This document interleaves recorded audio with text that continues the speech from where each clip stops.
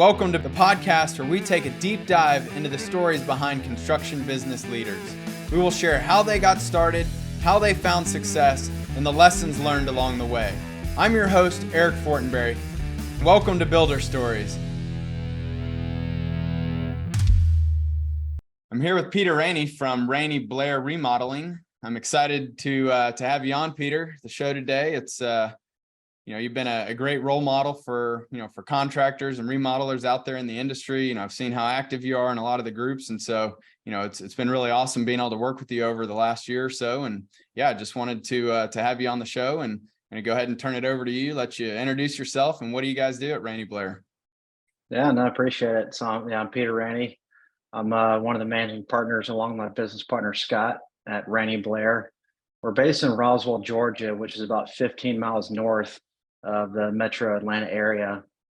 So we work primarily a couple neighborhoods where we are. Awesome.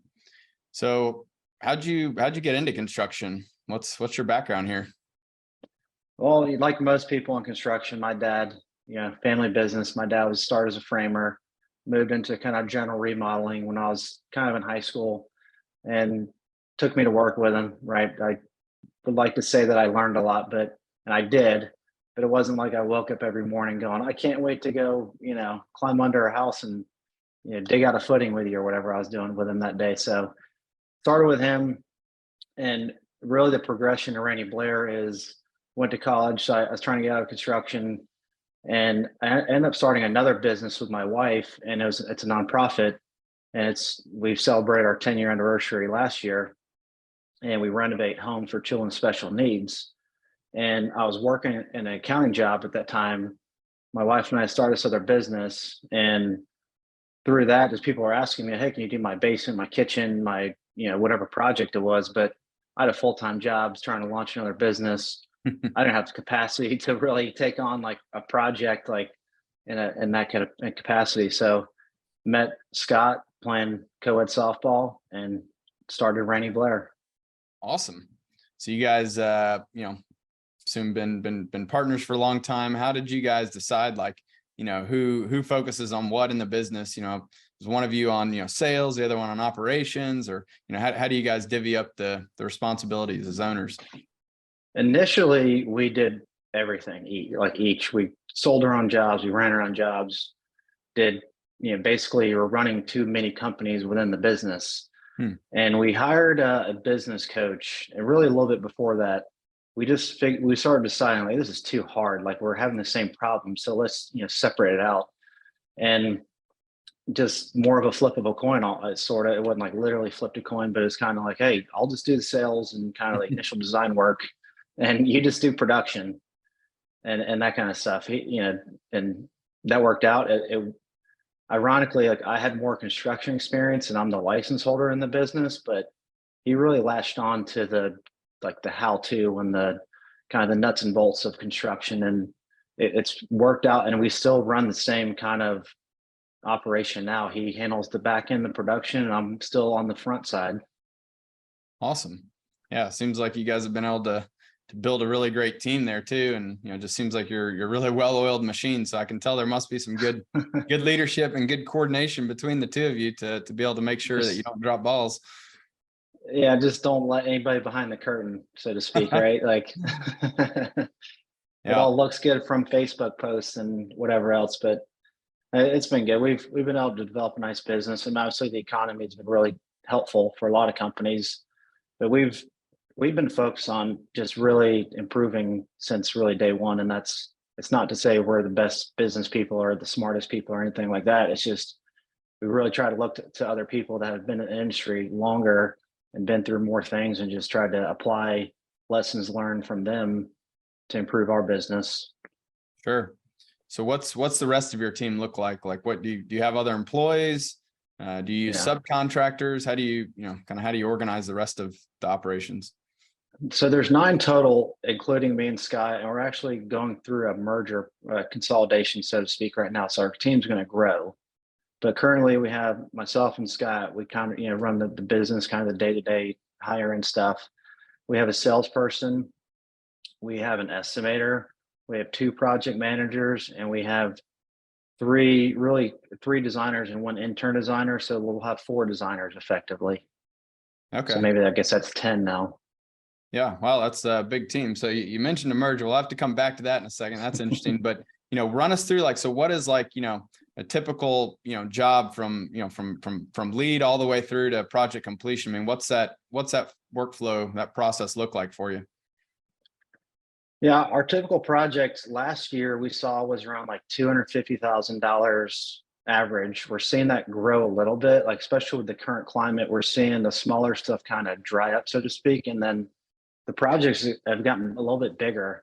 So initial kind of or kind of overview, I should say, of our process is lead comes in. Most people fill out forms for us. We still get phone calls. That's fine, but our project developer really handles all the initial pieces, so that the intake, the qualification, going out there and doing we view it less like a sale as more of we want to consult the client. So whether we are the right fit or not, we want to give the client the best information for them to make a decision with. And we've shifted. We used to give numbers really early. We've stopped doing that. We really want to focus on the problem, not just.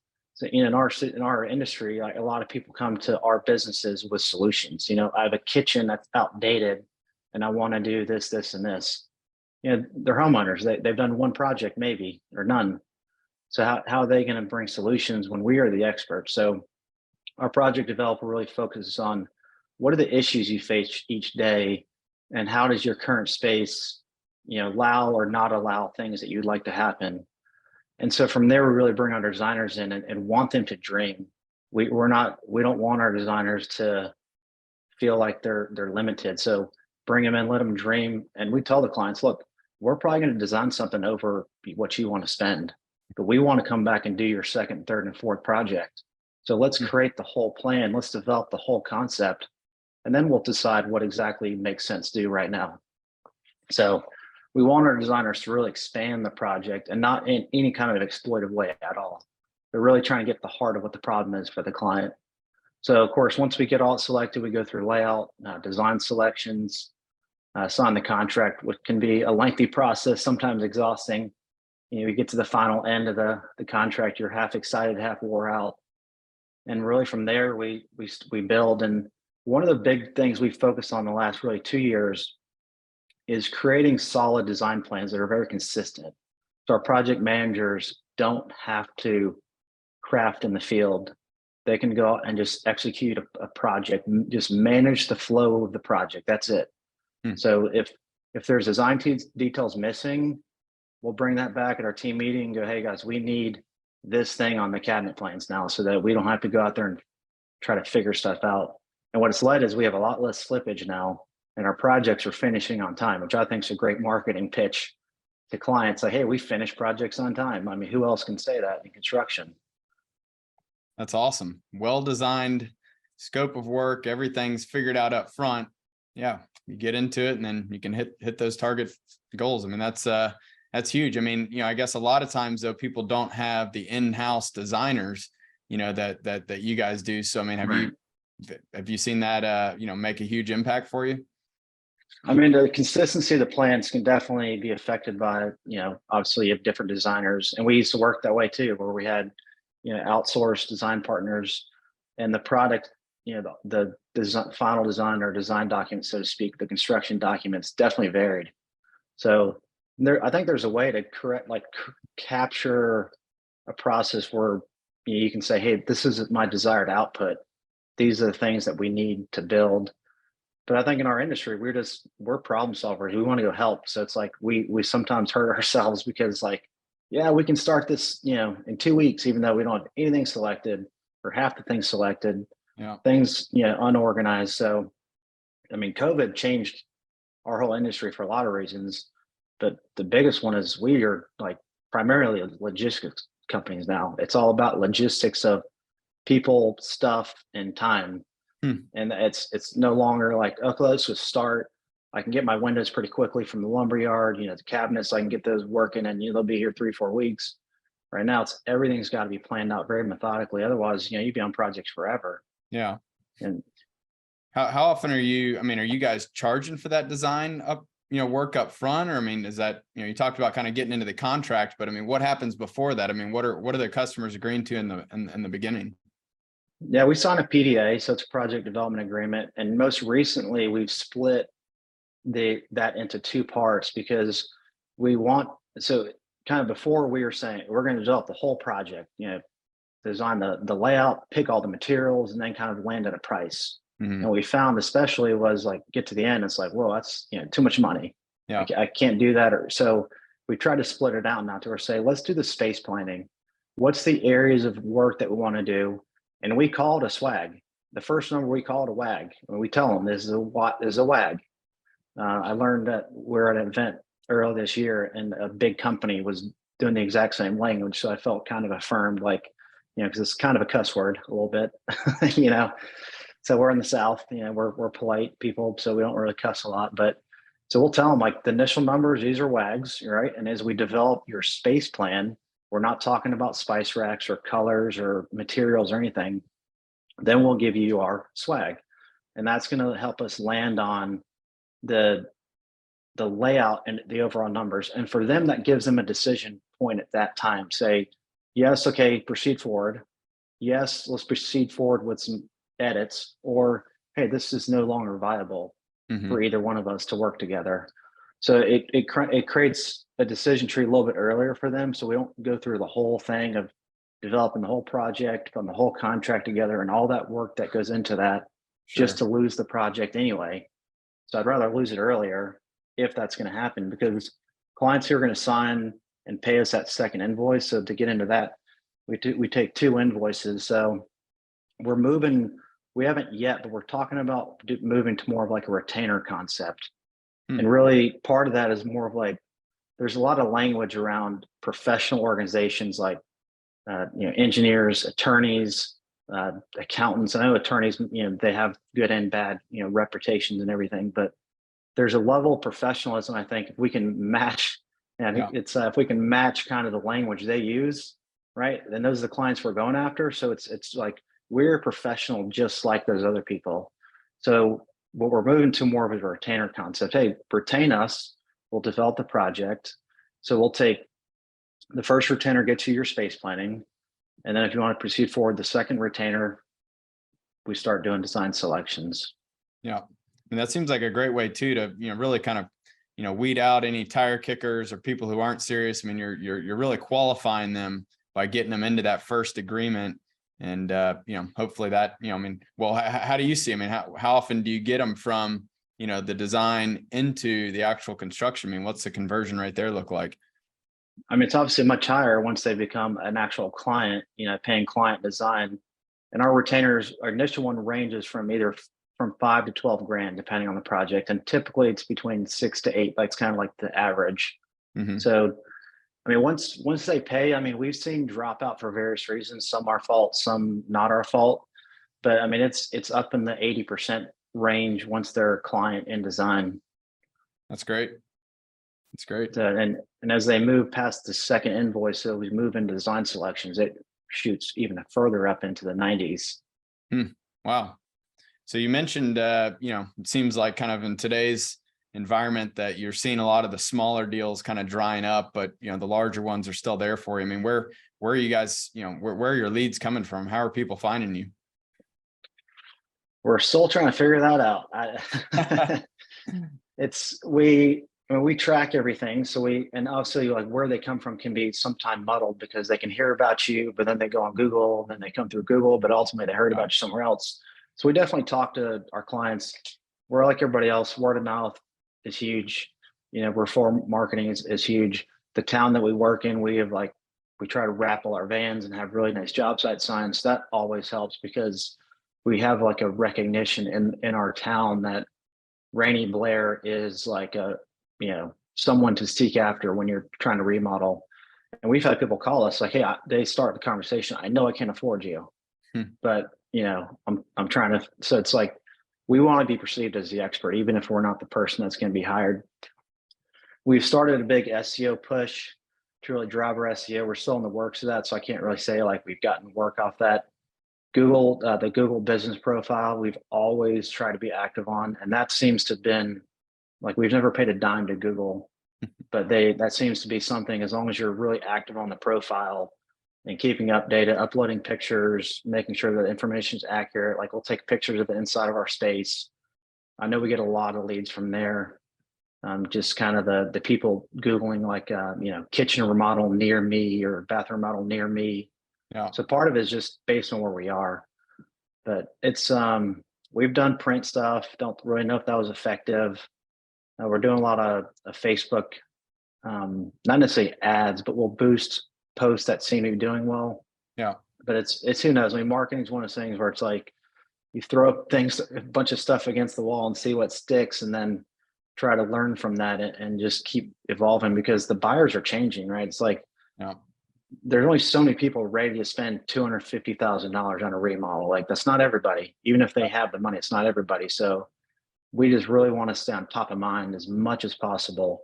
So when they do come to the point of looking for a remodel, we are there. Yeah.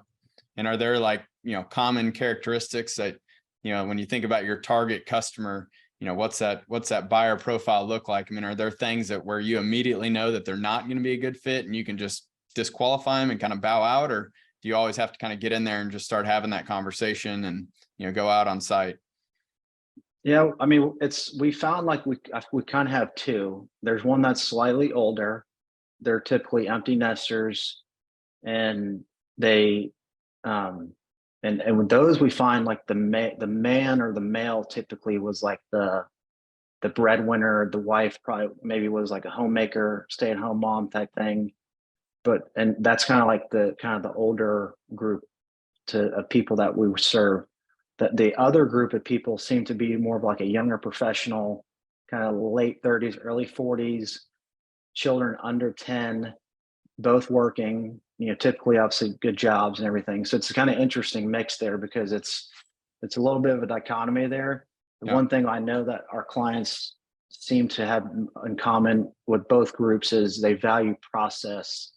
And we're one of the only design builds in our area that have a showroom. There are kitchen and bath places that have showrooms, but obviously they're like very specific to like one area of work. Sure. So I know that the showroom has definitely improved our business having that. But I think the biggest thing they value is kind of the process, and the creativity is something we're really trying to drive up in our marketing too. Is like, anybody can build whatever it is, but what can we create? Like, what's the actual space we're making? Like, that's going to be the magic. Yeah. Of what Ranney Blair will be.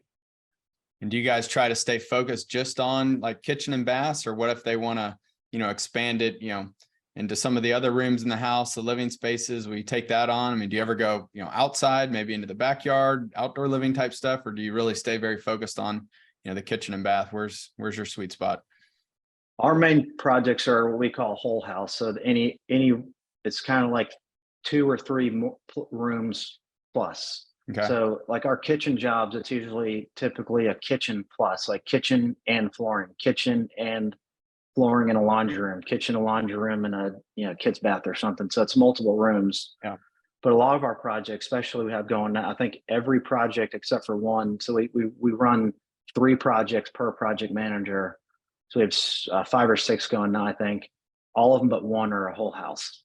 So Okay. whole house projects seems to be something that, for whatever reason, our marketing is kind of called out to, people looking for that service. Yeah. So it's the bigger projects, these, and that's kind of why the price point gets further up there, because you're talking much larger projects.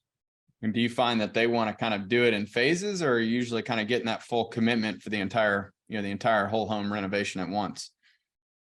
So that's it gets into more of like our pricing strategy, because we shifted our pricing strategy about 2 years ago to capacity based, which effectively meant if your kitchen's going to take 10 weeks and we can add in a laundry and it adds 1 extra week, you're getting a laundry room effectively at cost.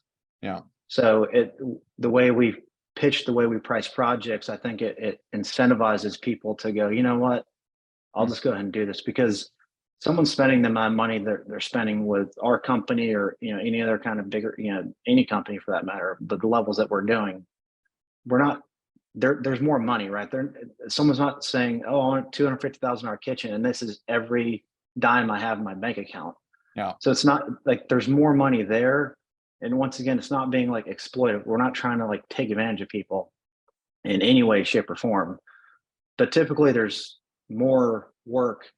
And I think the perception is for clients sometimes, maybe let's just try them out so we can gain trust. And there's certainly an element to that. Yeah. But I think if we can really develop trust early and show like, hey, we're going to develop a whole plan, and then you tell us what you want to do or not do. So they're ultimately in control anyway.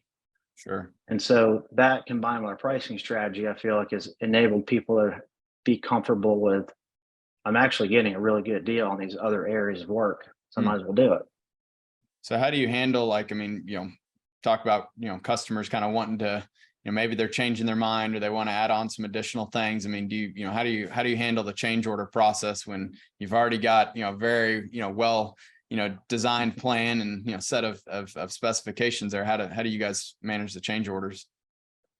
I mean, in our sales and design process, we try to tell the client really clearly, like, we want to avoid change orders. We'll absolutely do them. You're the client. If you want to add whatever thing to the project, we'll do it. But they're expensive, time and money. So it's not going to be cheap. Let's go and plan it now so it can be part of the incorporated into the schedule. So we really haven't seen like large scale change orders. There's always some stuff like, oh, I totally want to add crown molding in this other room now. Like now I see it in everything. That happens. That's part of it. Yeah, but I think the way we've tried, and I'm not saying we're perfect at this because I don't want to come off like that at all, but it's like we really tried to let's talk about the whole scope. Let's explore as much as we can now. It's way cheaper to talk about things on paper. Yeah. So let's talk about it now. And if you don't want to do it, that's fine. But at least we've explored it. So that's helped us minimize like the massive change orders that, oh, let's add this bathroom in. Like that's kind of a problem because I gotta get tile, we gotta get plumbing fixtures, you gotta get the accessories, depending on it's like there's a whole other project now. Yeah. So our design process has really helped limit that. Have you ever had any, situations where you get into the build and just something blows up and you now got a really upset customer? You have, any crazy situations that you've gotten into that, might've been harder to get out of? We try to forget about all this. We had one project early on in our business. It was a pop the top. So it was a single story ranch and we're raising up to add a second story and everything. And we were like 3 weeks into this project. We just ripped everything, all that's left is a foundation, a floor, and like the walls of the structure. And we had record amounts of rain for that time period for it. And it was like October or something. I think it's one of our drier months, but we had like quadrupled even our wettest months. And we're standing in the living room, what used to be the living room, when the husband and wife, and the wife's looking at me and Scott like in tears, like my children play here. And it's like, because she was upset about the tarps. And I'm like, I just bought these tarps, but look at the rain. I mean, it's literally flooding outside, so Yeah. that was not enjoyable. A funny one, we finished a golf simulator room, and our project manager, the client was like totally excited, like, hey guys, I want you to hit off the simulator. Project manager gets up there, tees off, misses the screen, and like the golf ball gets like stuck in the drywall. Like, no. Yeah, we'll totally fix that. No charge. Don't worry about it. Oh man. Oh, that's funny. So when when kind of switching gears to the kind of the actual construction piece of it, the build out, I mean, are you guys, it sounds like your team is really focused on managing the project, the design, the sales, estimating pieces of it. So from the actual labor and getting the work done, is that where you're leveraging subs? Yeah, we're 100% sub-based. We don't have any in-house labor. Our project managers don't work tools. In fact, our youngest PM, we hired her straight out of college. So she's 24, 25 now, I think, and awesome. No real construction experience. And she's running, well, last year she ran $2 million of business for us, and she'll do that, if not more this year. Wow. Good. So I think that's, yeah, no, she's really, she's progressed. I mean, you got an aptitude for it for sure, right? You can't just like pluck people off the street and just, No. yeah, here's a perfect set of plans, go build it. But I think it Y'all, speaks to like, I was just, I mean, have you had issues with, finding good labor and, keeping them, working for you guys? I mean, I think that's the story of time. It's like finding good people that are aligned with our values of how we want to run an operation and how we want to treat our clients. Like, we have a rule at the office that we don't badmouth clients. It's not to say we don't have bad clients, right? Because we all do. But it's kind of we want to make it a mindset of like, we don't talk bad about the clients. If there's conversations we need to have, that's fine. But it's in the context of how can we either not do this again, because in my opinion, there's two kinds of crazy clients and they're both our faults. We either let them through the filter, our fault, or we did something in the process that didn't live up to the expectation of what they desired, also our fault. So that's It reminds me of a funny story. So, when we made in Job Trade, we made the job names editable. Someone went in there and, put something like, just total pain in the butt job or whatever it was. Oh gosh. And then the customer wanted him to actually send him a proposal, and he didn't, just didn't even think about it and ended up sending it to him, and it had that job name there. And he called us frantically. Can I unsend it? How can I change it? And it's like, well, you can change it now, but the email's already been sent and it's got it in there. So gotta be careful about that. I share the same sentiment. Let's just not talk bad about them ever, and it won't. Yeah. There's a time and a place. We're not gonna participate in like the lunchtime, water cooler, how much this client sucks conversation. Yeah. What would you say has been the biggest challenge for, building and managing your business? Really the transition. Like Scott and I both are not like, hey, like we did we did a decent amount of work like when we started the business, but that was never our passion. So like as we started growing the business, like the first couple of years, it was me and him and like, a project manager, another person. And so we were really like very involved still like with the clients and interactions. And as we've grown, I mean, just transitioning into not only like a business leader, but when you have one project manager, one designer, it's like you can just go talk to that person like, hey, so and so, let's change this. Let's start doing this now. And it's like, okay, great, perfect. But now it's like you have like 3 project managers, 4 designers, and you have different people, and they all rely on a process. And now it's like you tell a designer, or tell a salesperson. That happened actually recently. It's like tell a salesperson, let's talk about maybe trying this, not like actually doing it. And then it ends up like he starts doing it, and like the chain effect down the line. So really transitioning into like at this point, it's like our job and our role in the company is to manage people and manage the process that they oversee. And that's hard. I mean, it's not what I'm like innately good at. So it's that's the most difficult part is I don't want to say like the HR, because if you hire good people, they're not going to really give you a lot of HR problems, like being late and doing all that stuff. And part of that is because we don't have field staff. I get that there's it can be a professional difference there, but it's really just managing people in the process. And especially as we go through like a merger, like the change management, like the psychology of that is like, I'm having to do a lot of catch up now to like understand like how this affects other people. Because like myself, like I love change. Like I'm like, oh yeah, let's do it. Let's keep changing stuff. And most people in my company are like, especially my designers, they are like frantic, and they're just like, get me out of this. So I get really learning how to navigate those waterways. So do you have, I mean, like when you're going to implement a new process, I mean, what does that look like? I mean, how do you get the buy-in from everyone? Well, we do the iterative process, so let's just try it and like fix it as it fails. Yeah. Kind of the Elon Musk principle of like, oh, let's just start launching rockets when they, after a few blow up, hopefully we don't run out of money. Yeah, it's I try to talk to the key stakeholders in the company of like, hey, here's what we're thinking about doing.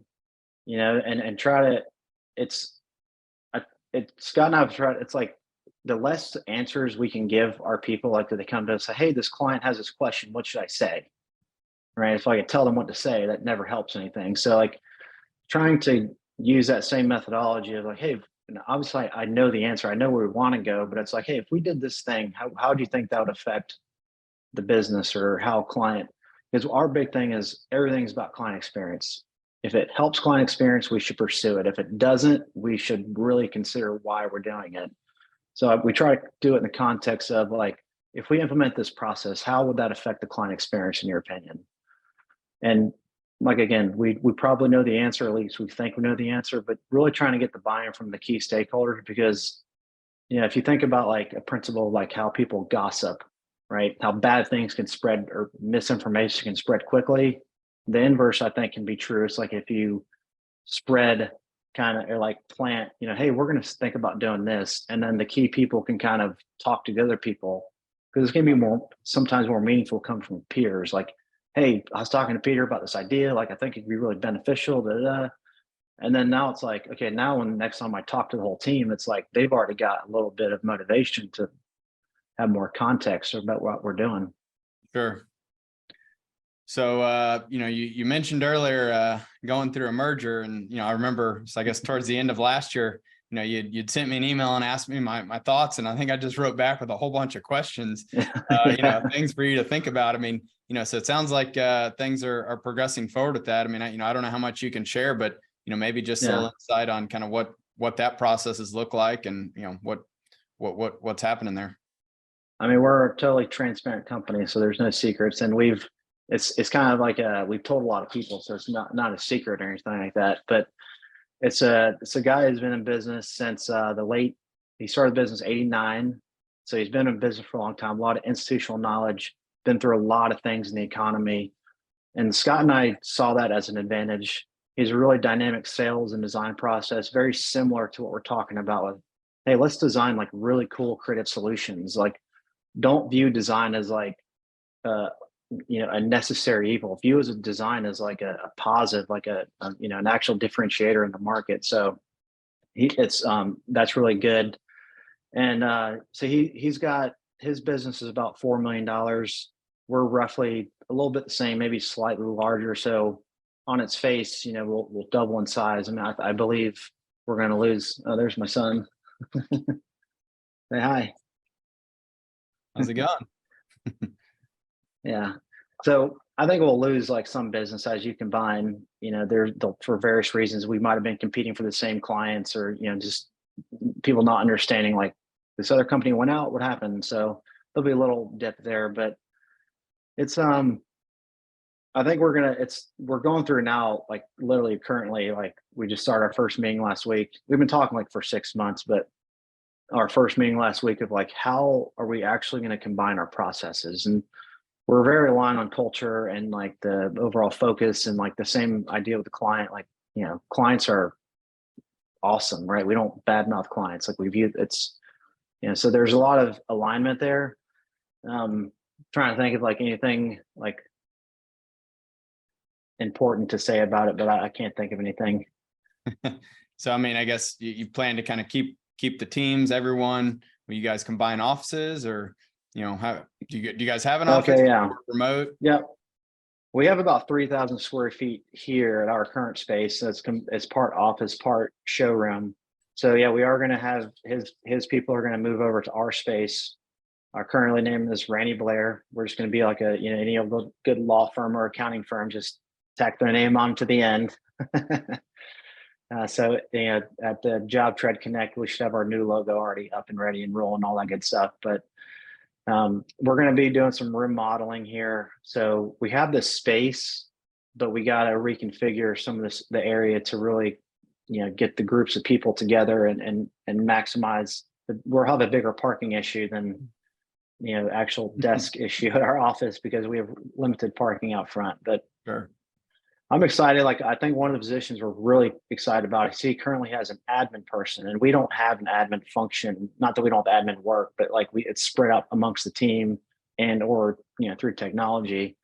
But with his admin person, we're going to convert her to like a client. We're going to call like a client success manager. It's not like a new role by any means in other businesses, but I think it's going to be really good for the clients. Once again, like the client experience.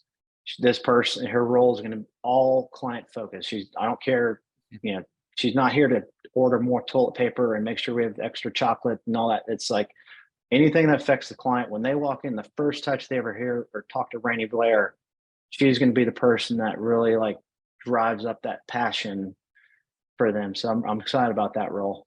Yeah, that's awesome. So who does order the toilet paper and the chocolates? Scott. Yeah, it's funny how, same. It on a, you're the toilet paper order person too. Sometimes there's a couple of us that have an Amazon Prime login, but yeah. In the day, you got to make sure that the basic necessities are at the office. So, yeah, man, it sounds like a great opportunity for you guys. I mean, just being able to continue growing your team and capture more market share there, combining. Sounds like you're going to be stronger together, and yeah, I'm excited for you, man. Thank you. Yeah. Congrats.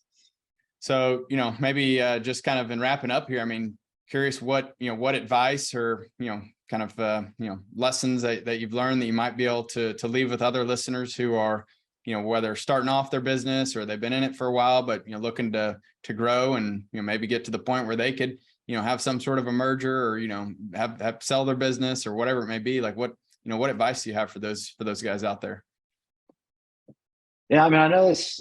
I think the first thing is like, especially as I go to these conferences and stuff, I see these other companies, and whether they're bigger or smaller, it doesn't really matter. It's like, but you see this other stuff, and it's like, oh, I want that. So like, I think the first thing is really just like create the company you want. If you want to be involved in everything, then be involved in everything. That's fine. Like, there's nothing wrong with that. Just so figure out who you want to be and create that. Strive to that. So I'd say that's really the first thing. I mean, certainly find a coach, a mentor, other groups of remodelers, whether they're in your area or not. I know there's like, supposedly there's secrets in our business. I don't know any of them, so it's like, we build stuff, 2x4s and drywall and electrical. It's not really a secret. So like, there's other people in your area is what I'm trying to say. Like, my area is big enough, so maybe it's a little bit less challenging for me, but find other people, whether they're in other groups, to learn from. That's where we've really found a lot of value. And the third, I think, is like really specific, and it's kind of like a little soapbox I've been on for the last couple of years, but it's like, get away from volume-based markup. Like it's so arbitrary and has like no effect on, or like correlation to actual what it costs you to run your business. So get away from that and move to more of a capacity-based pricing, where what is your actual overhead and what does it actually take you to produce a project, and then add that to your materials and labor. That's how we should be charging as an industry, not just slap a whatever markup because someone else does that markup. Yeah, that's all great advice, man. I think a lot of takeaways there for a lot of people out there. So really, again, appreciate you coming on here, Peter, and sharing your journey and what you guys have been doing. And just thanks for continuing to be a good role model for others, because I know you spend a lot of time helping other people. I see all your responses on your Facebook groups and things like that, where again you're say a big figurehead in some of these groups. And it's always awesome to have other people out there that genuinely want to help others be successful, and you don't have to hold all your cards close to your chest. Right there, when we can all grow and be better, and rising tide lifts all boats. So thanks for everything you do, Peter. Well, thanks for having me on. I'm just passing on what people did for me, so I'm not like starting anything new. People did it for me, so I'm trying to do it for others. So, and keep up the good work at Job Tread. I'm a user, love it. Our company loves it. So thanks for all your improvements and efforts there to help us. Awesome. Absolutely. All right. See you, Peter. Bye. Thanks for joining us for this episode of Builder Stories. We hope you enjoyed the conversation and gained valuable insights that can help you in your journey along the way.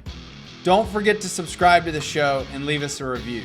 And as always, if you or someone you know has a story to share, please contact us at builderstories.com. We'd love to hear from you. I'm Eric Fortenberry, and remember, Every builder has a unique story. Keep building yours.